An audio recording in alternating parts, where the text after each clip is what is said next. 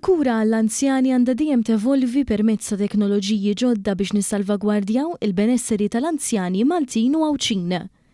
Dan kien il-messaġġ ewlieni li ħareġ waqt seminar bil-isem Transforming Care for Older Adults in Malta, organizzat mill-Ministeru għas-Saħħa u l-Anzjanità Attiva dwar kif ideat u strateġiji innovattivi jistgħu joħolqu mezzi ġodda ta' kura għall-anzjani.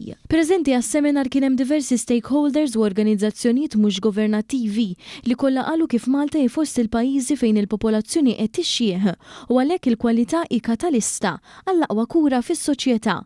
Is-seminar seħ wara li s-sena l-oħra tnediet l-Istrateġija Nazzjonali għall-Anzjanità Attiva għas-6 snin li ġejjin, ibbażata fuq 7 kategoriji bil-għan li jiġu protetti drittijiet tal-anzjani, inkluż minn abbużi u esklużjoni soċjali.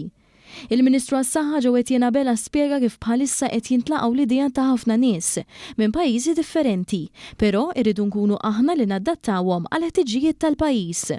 Kull ambitu ta' kura dejjem tinbidel, dejjem tiġġedded, timmodernizza.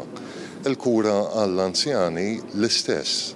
Ma tistax tibqa' lura, aħna rridu nimbuttaw dik it-trasformazzjoni billi nitkellmu ma' l-stakeholders kemm jista' jkun kollha.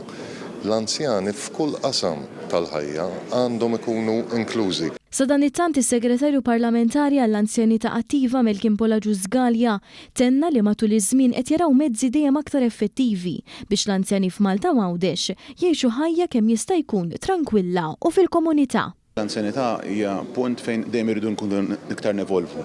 U wkoll irridu naraw ukoll metodi ġodda anke kif nikuraw l-anzjani tagħna. Fil-fatt ukoll qed naraw anke l-użu tat-teknoloġija kif inkorporawha fil-kura tal-anzjani, anke fil-fatt anke bil-mod tal-kura personali tal-pazjenti, tal-persuna anzjana infushom.